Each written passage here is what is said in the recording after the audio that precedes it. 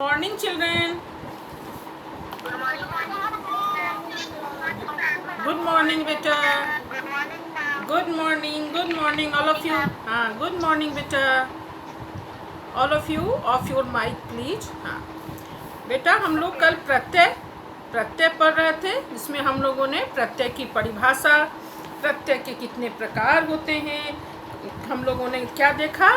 प्रत्यय वे शब्द हैं जो किसी भी शब्द या धातु के बाद में जुड़कर उसके अर्थ को बदल देते हैं। प्रत्यय का अपना कोई स्वतंत्र अर्थ नहीं होता है, किसी शब्द या धातु के बाद में जुड़कर उसके शब्द को बदल देते हैं। जैसे पठ जोड़ अक्त्वा, पठित्वा, गम जोड़ तुमुन, गंतुम। इससे हम लोगों ने देखा प्रत्यय के 3 प्रकार हैं, कृत, तद्धित और स्त्री। तो कृत प्रत्यय के अंतर्गत आने वाले कुछ प्रत्यय को हम लोगों ने पढ़ा, और भी आज उसके आगे प्रत्यय को पढ़ेंगे। कल हम लोगों ने अक्त्वा, ल्याव और तुमुन ये तीनों प्रत्यय पढ़ लिया था। आज बेटा हम लोग अक्त पहले स्टार्ट करते हैं अक्त प्रत्यय से। कोई जानते हो अक्त प्रत्यय किसे कहते हैं? कोई बात मैं बताती हूँ, ध्यान से सुनो, ठीक है। अक्त प्रत्यय भूतकाल के अर्थ को बताने के लिए अक्त प्रत्यय का प्रयोग किया जाता है। भूतकाल क्या हुआ? जो बीत चुका, पास्ट टेंस। तो भूतकाल के अर्थ को बताने के लिए अक्त प्रत्यय का प्रयोग किया जाता है। और अक्त प्रत्यय का तो शेष रहता है। क्या शेष रहता है? तो। और इसका रूप तीनों लिंगों में चलता है। अक्त प्रत्यय का प्रयोग भूतकाल के अर्थ को बताने के लिए किया जाता है। इसका तो शेष रहता है और इसका रूप तीनों लिंगों में चलता है। जैसे पठ जोड़ अक्त, पुल्लिंग में होगा पठिता, स्त्रीलिंग में पठिता और नपुंसक लिंग में पठितम। नैना अपना माइक बंद कर लीजिए बेटा। नैना, हाँ, वेरी गुड। अक्त प्रत्यय का प्रयोग भूतकाल के अर्थ को बताने के लिए किया जाता है। इसका तो शेष रहता है और इसका रूप तीनों लिंगों में चलता है। जैसे पठ जोड़ अक्त, पुल्लिंग में क्या होगा? पठिता, इसका तो शेष रहता है पठिता, स्त्रीलिंग में पठिता, नपुंसक लिंग में पठितम। इसका अर्थ हुआ पढ़ा हुआ। खाद जो रक्त, खादिता, खादिता, खादितम। क्रीड जो रक्त, क्रीडिता, क्रीडिता, क्रीडितम। कथ जो रक्त, कथितः, कथिता, कथितम। कहा गया हुआ। पूज जो रक्त, पूजितः, पूजिता, पूजितम। पूजा हुआ, पढ़ा हुआ, खाया हुआ, खेला हुआ, है ना, कहा हुआ। इसका मीनिंग हुआ पठ जो रखता, इसका रूप तीनों लिंगों में चलता है। जैसे अक्त्वा, ल्याव और तुमुन, इनका रूप तीनों लिंगों में नहीं चलता है, क्योंकि इनसे बनने वाले जो प्रत्यांत शब्द होते हैं वो पद होते हैं, शब्द नहीं। इसका रूप तीनों लिंगों में चलता है। जैसे स्त्रीलिंग में अलग, पुल्लिंग में अलग और नपुंसक लिंग में अलग। पठितः, पठिता, पठितम। खादितः, खादिता, खादितम। क्रीड जो रखता, क्रीडितः, क्रीडिता, क्रीडितम। खेला हुआ, पढ़ा हुआ, खाया हुआ। उसके बाद देखिए बेटा अक्त प्रत्यय भूतकाल के, उसके बाद अक्तवतु प्रत्यय। तो अक्तवतु प्रत्यय का प्रयोग भी भूतकाल के अर्थ को बताने के लिए किया जाता है। अक्तवतु प्रत्यय का प्रयोग भी भूतकाल के अर्थ को, भूतकाल अर्थात जो बीत चुका, पास्ट टेंस। तो अक्तवतु प्रत्यय का प्रयोग भी भूतकाल के अर्थ को बताने के लिए किया जाता है। और इसका क्या शेष रहता है अक्तवतु का? तवत, तो व तो हलन, तवत। अक्त प्रत्यय का तो शेष रहता है, तो। और अक्तवतु का तवत, तो व तो हलंत, तवत शेष रहता है और इसका रूप तीनों लिंगों में चलता है। तो अक्त और अक्तवतु दोनों प्रत्यय का प्रयोग भूतकाल के क्रिया को बताने के लिए किया जाता है ना। और इन दोनों का रूप तीनों लिंगों में चलता है। अक्त का तो शेष रहता है और अक्तवतु का तवत शेष रहता है। तो धातु प्लस प्रत्यय पठ जोड़ अक्तवतु, पुल्लिंग में होगा पठितवान, पठितवती, पठितवत। तवत शेष रहता है ना, पठितवत, तवत। लास्ट में देखो पठितवत नपुंसक लिंग में है, पठितवत तो लास्ट में तवत शेष रहता है। गम जो अक्तवतु गतवान गतवती गतवत। क्रीड जो अक्तवतु क्रीडितवान क्रीडितवती क्रीडितवत। खेल चुका, खा चुका, पढ़ चुका, इसका मीनिंग हुआ। रक्ष जो रक्तवतु रक्षितवान रक्षितवती रक्षितवत, रक्षा कर चुका। तब उसके बाद हम लोगों ने देखा अक्ता और अक्तवतु दोनों प्रत्यय का प्रयोग भूतकाल की क्रिया को बताने के लिए किया जाता है ना। अक्ता का प्रत्यय का तौ शेष रहता है और अक्तवतु का तवत शेष रहता है, और दोनों का रूप तीनों लिंगों में चलता है। तो अक्ता और अक्तवतु। अब आइए बेटा तब्यत। तब्यत प्रत्यय। तब्यत प्रत्यय का प्रयोग चाहिए अथवा योग्य शब्दों के अर्थ में होता है। तब्यत प्रत्यय का प्रयोग चाहिए अथवा योग्य शब्दों के के अर्थ में होता है। चाहिए अथवा योग्य के अर्थ में तब्यत प्रत्यय का प्रयोग चाहिए अथवा योग्य के अर्थ में होता है। इसका रूप भी तीनों लिंगों में चलता है। तब्यत प्रत्यय का रूप भी तीनों लिंगों में चलता है। और तब्यत का क्या शेष रहता है? तब्य। तब्यत का क्या शेष रहता है बेटा? तब्य। तब्यत का तब्य शेष रहता है। तो वय संयुक्त तब्य। बेटा वैष्णवी मोहित माइक ऑफ कर लीजिए। वैष्णवी माइक ऑफ कर लीजिए प्लीज बेटा। Mohit and Vaishnavi off your mic please. तो यहाँ देख क्या तब्यत प्रत्यय का प्रयोग चाहिए अथवा योग्य शब्दों के अर्थ में होता है। इसका रूप भी तीनों लिंगों में चलता है ना। और तब्यत का तब्य शेष रहता है। तब्यत का क्या शेष रहता है? तब्य। और अक्ता का क्या शेष रहता है? अक्ता प्रत्यय का क्या कहा मैंने? तो। अक्ता प्रत्यय का तो शेष रहता है। और अक्तवतु का क्या शेष रहता है? तवत। Very good. और हाँ, और तब्यत प्रत्यय का क्या शेष रहता है? तब्य। तब्य। तब्य। तो तब्यत प्रत्यय का प्रयोग चाहिए अथवा योग्य के अर्थ में होता है। इसका तब्य शेष रहता है और इसका रूप भी तीनों लिंगों में चलता है। जैसे पठ जोड़ तब्यत पुल्लिंग में होगा पठितव्य, स्त्रीलिंग में पठितव्या, नपुंसक लिंग में पठितव्यम। बेटा कहीं से आवाज आ रही है? सुमित, कृष,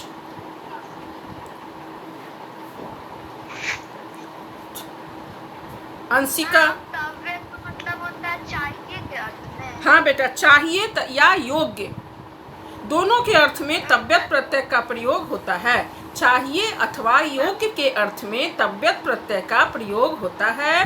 तब्यत का तब्य शेष रहता है और इसका तीनों लिंगों में रूप चलता है। जैसे अथवा का क्या चीज में प्रयोग होता है? किसका? अक्त्वा तो मैंने कल ही पढ़ा दिया था। अक्त्वा प्रत्यय का प्रयोग करके अर्थ में होता है, मैंने कल ही बता दिया था।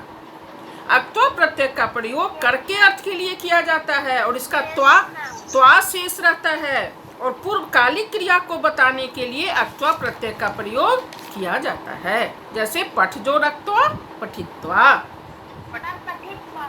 हाँ, पढ़कर। हंस जो रक्त्वा हंसित्वा, हंसकर। आइए बेटा, अब हम लोग तब्यत प्रत्यय पढ़ रहे थे। तो तब्यत प्रत्यय का प्रयोग चाहिए अथवा योग्य के अर्थ में होता है। इसका तब्य शेष रहता है।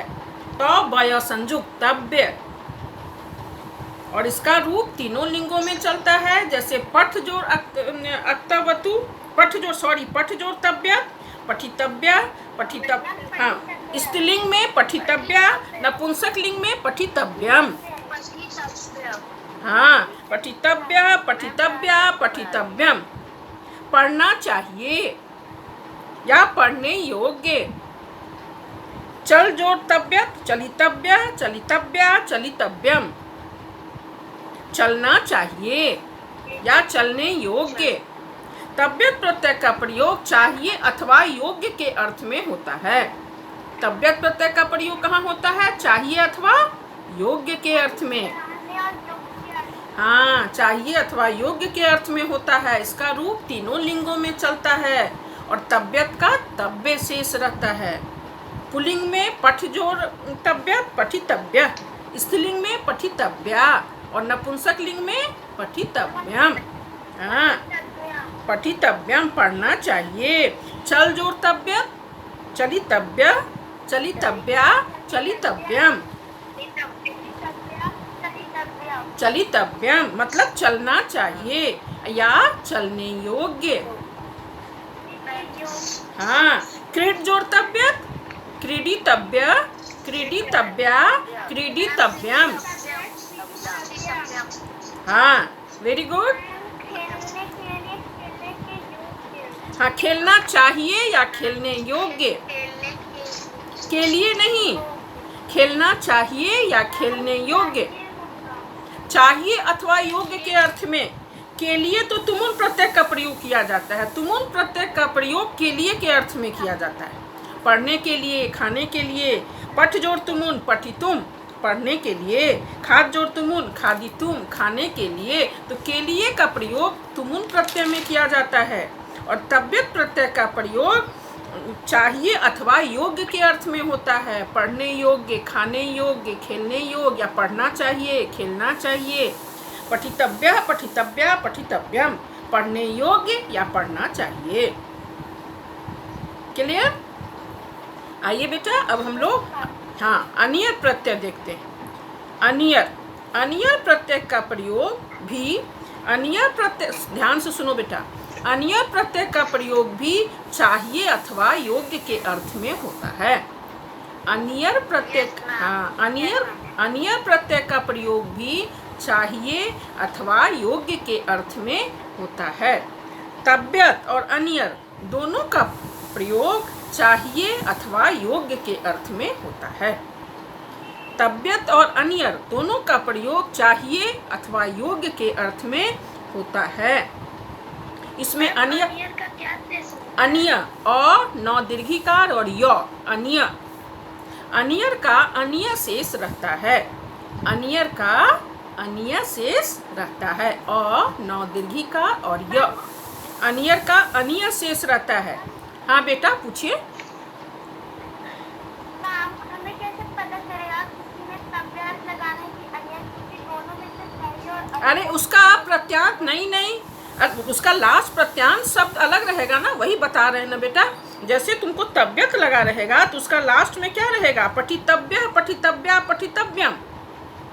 और अनियर लगा रहेगा तो पठनीय, पठनिया, पठनियम।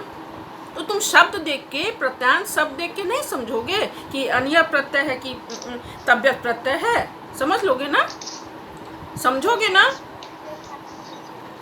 तब दोनों का प्रयोग चाहिए अथवा योग के अर्थ में किया जाता है, लेकिन तव्यत का तव्य शेष रहता है और अनियर का अनिय शेष रहता है। अब दोनों का प्रयोग तीनों लिंगों में होता है। जैसे पठ जोड़ अनियर पठनीय, पठनिया, पठनियम। नम जोड़ अनियर नमनीय, नमनिया, नमनियम। नमस्कार करने योग्य या नमस्कार करना चाहिए, है ना। मतलब कि होना चाहिए। हाँ, चाहिए या योग्य, चाहिए या योग्य के अर्थ में अनियर प्रत्यय का प्रयोग किया जाता है। जैसे गम जोड़ अनियर गमनीय, पुल्लिंग में, स्त्रीलिंग में गमनीया और नपुंसक लिंग में गमनीयम, जाने योग्य या जाना चाहिए। तो हम लोगों ने क्या देखा? अक्तप्रतु, अक्त और अक्तवतु दोनों प्रत्यय का प्रयोग भूतकाल के अर्थ को बताने के लिए किया जाता है। अक्त का त शेष रहता है और अक्तवतु का तवत शेष रहता है। और अक्त और अक्तवतु दोनों का प्रयोग तीनों लिंगों में होता है। पठ जोड़ अक्त पठिता, पुल्लिंग में, स्त्रीलिंग में पठ जोड़ अक्त पठिता और नपुंसक लिंग में पठितम। खाया हुआ, खेला हुआ, अक्त प्रत्यय का प्रयोग। और अक्तवतु का प्रयोग भी भूतकाल की क्रिया में होता है। इसका तवत शेष रहता है और इसका भी रूप तीनों लिंगों में चलता है। हम लोगों ने क्या देखा, अक्त और अक्तवतु दोनों का प्रयोग भूतकाल के अर्थ को बताने के लिए किया जाता है और अक्ता का त शेष रहता है और अक्तवतु का तवत शेष रहता है और दोनों का प्रयोग तीनों लिंगों में चलता है। और तब्यत और अन्य प्रत्यय का प्रयोग चाहिए अथवा योग्य के अर्थ में किया जाता है। तब्यत प्रत्यय और अन्य प्रत्यय का प्रयोग चाहिए अथवा योग्य के अर्थ में किया जाता है। तब्यत का तब्य शेष रहता है और अन्यर का अन्य शेष रहता है। इसका तीनों लिंगों में रूप चलता है, जैसे गमजोर अन्यर पुल्लिंग में गमनीय, स्त्रीलिंग में गमनीय और नपुंसक लिंग में गमनीयम, जाने योग्य या जाना चाहिए। क्लियर हो गया? अब आइए बेटा, लास्ट हम लोग का है सत्री तथा सानच प्रत्यय। सत्री तथा सानच, तो जैसे हम लोगों ने देखा कि अक्त और अक्तवतु का प्रयोग भूतकाल की क्रिया को बताने के लिए किया जाता है, लेकिन सत्री तथा सानच प्रत्यय का प्रयोग वर्तमान काल की क्रिया को बताने के लिए किया जाता है। सत्री तथा परस्मय पदी नहीं, तो सत्री जो है सानच, सत्री जो है परस्मय पदी धातु में लगता है और सानच प्रत्यय आत्मनेपदी धातु में लगता है। मैं अभी समझा ही रही हूँ, ध्यान से सुनो बेटा। सत्री तथा सानच दोनों प्रत्यय का प्रयोग वर्तमान काल में प्रयुक्त होते हैं, लेकिन सत्री प्रत्यय का प्रयोग परस्मय पदी धातु में होता है और सानच प्रत्यय का प्रयोग आत्मनेय धातु में होता है। तो परस्मय पदी धातु के अंतर्गत कौन कौन आता है? जो तीतः अंति सीतथ, गम, पठ, हंस, वद, चल, क्रीड, खेल, जो आसान लगता है आप लोगों को, गच्छति गस्त गच्छन्ति, पठति पठत पठन्ति, हंसति हंसत हंसन्ति, इस तरह के जितने भी धातु रूप हैं वे परस्मय पदी हैं। और जो हो सकता है 6 में आप लोगों ने आत्मनेय पदी नहीं भी पढ़ा होगा, कि पढ़ा था लव, रुच, वृत्त, वर्ध, ये सब आत्मनेय पदी धातु रूप हैं। इनका रूप अलग चलता है। ये थोड़ा आपको परस्मय पदी से कठिन लगेगा, लेकिन एक याद कर लीजिएगा, जैसे परस्मय पदी में भी क्या है, एक धातु रूप आप याद करते हैं तो उसी पर बैठा के सब लिख लेते हैं, उसी तरह आत्मनेय पदी में भी एक याद करेंगे तो उस पर बैठा के आपको सब हो जाएगा। जैसे लभते लभेते लभंते, वर्धते वर्धेते वर्धनते, इसका रूप ऐसे चलता है। आप संस्कृत स्ट्रक्चर में देखिएगा, मैं आप लोग को होमवर्क भी दूंगी लव से धातु रूप लिखने के लिए। मैम फोटो खींच के तो भेज दीजिएगा मैम। सब चीज का फोटो बुक में नहीं है, बुक नहीं है मैम। बुक नहीं है तो ठीक, इसके लिए हम लोग बाद में बात करेंगे, ठीक है, मैं भेज दूँ। ओके, पहले जो पढ़ा रही हूँ पढ़ लीजिए। तो जिस तरह से हम लोगों ने देखा, अक्ता और अक्तवतु दोनों का प्रयोग भूतकाल की क्रिया को बताने के लिए किया जाता है और सत्री तथा सानच प्रत्यय का प्रयोग वर्तमान काल की क्रिया को बताने के लिए किया जाता है ना। अभी कोई आ रहे हैं, रूपाली कुमारी 7D। तो सत्री प्रत्यय का प्रयोग परस्मय पद धातु में तथा सानच प्रत्यय का आत्मनेय पद धातु में लगता है। सत्री का क्या शेष रहता है? अत, अत हलंत, अत। सानच का आन, आ न हलंत, आन। सत्री का अत शेष रहता है और सानच का आन शेष रहता है और इसका रूप भी तीनों लिंगों में चलता है। तो हम लोग सत्री देखो, इसका जाता हुआ, पढ़ता हुआ, दौड़ता हुआ, जैसे गम जोड़ सत्री। 1 मिनट बेटा, किसके घर से आवाज आ रही है? गम जोड़ सत्री पुल्लिंग में क्या होगा? गच्छन, स्त्रीलिंग में गच्छन्ति, नपुंसक लिंग में गच्छत, गच्छत। पठ जोड़ सत्री पठन, पुल्लिंग में पठन्ति, पठत, जाता हुआ, पढ़ता हुआ, खेलता हुआ। दृश्य जोड़ सत्री पश्यन, पश्यन्ति, पश्यत। तो सत्री प्रत्यय का प्रयोग परस्मय पदी धातु में लगता है और सानच प्रत्यय आत्मनेय पदी धातु में लगता है। जैसे देखो यहाँ आत्मनेय पदी धातु क्या है? सेव, लव, रुच, वर्ध, ये सब आत्मनेय पदी धातु रूप है। तो सानच प्रत्यय देखो, सेव जोड़ सानच, पुल्लिंग में सेव माना, स्त्रीलिंग में सेव माना, नपुंसक लिंग में सेवमानम। लब जोड़ सानच, लभमाना पुल्लिंग, स्त्रीलिंग लभमाना, नपुंसकलिंग लभमानम। इसी तरह वृद्ध जोड़ सानच, वर्धमाना, वर्धमाना, वर्धमानम। रुच जोड़ सानच, पुल्लिंग में क्या होगा बेटा? रोचमाना, स्त्रीलिंग में रोचमाना, नपुंसकलिंग में रोचमानम। याच जोड़ सानच, याचमाना पुल्लिंग, याचमाना स्त्रीलिंग, और नपुंसकलिंग हो जाएगा याचमानम। तो यहाँ हम लोगों ने क्या देखा? सत्री तथा सानच दोनों प्रत्यय का प्रयोग, वर्तमान काल में ये दोनों प्रत्यय प्रयोग होते हैं, लेकिन सत्री प्रत्यय परस्मैपदी धातु में लगता है।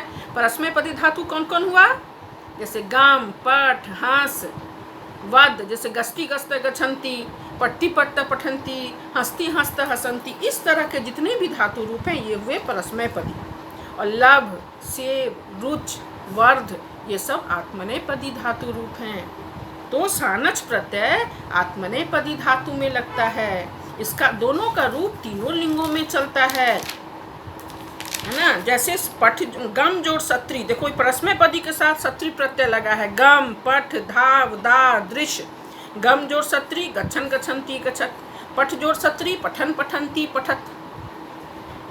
दा जोड़ सत्री, यक्षन यक्षन्ति यक्षत। दा मीन्स देना, और यक्ष उसका रूप चलता है यक्ष, यक्षन यक्षन्ति यक्षत। और सानच प्रत्यय आत्मनेपदी धातु में लगता है। जैसे सेव जोड़ सानच, सेवमाना, सेवमाना, सेवमानम, सेवा करता हुआ, है ना। रुच, रोचमाना, रोचमाना, रोचमानम, रुचना माने अच्छा लगना। तो इस तरह से हम लोगों ने देखा सत्री प्रत्यय का प्रयोग परस्मैपदी धातु में होता है और सानच प्रत्यय का प्रयोग आत्मनेपदी धातु में होता है। अक्ता और अक्तावतु दोनों प्रत्यय का प्रयोग भूतकाल के अर्थ को बताने के लिए किया जाता है। और अक्ता का तौ शेष रहता है और अक्तावतु का तवत शेष रहता है। और तब्यत और अन्य प्रत्यय का प्रयोग चाहिए तथा योग अर्थ में किया जाता है ना। और तब्यत का तब्य शेष रहता है, अन्यर का अन्य शेष रहता है। और सत्री तथा सानच प्रत्यय में दोनों का प्रयोग वर्तमान काल में किया जाता है। और सत्री प्रत्यय का प्रयोग परस्मैपदी धातु में लगता है और सानच आत्मनेपदी धातु में लगता है।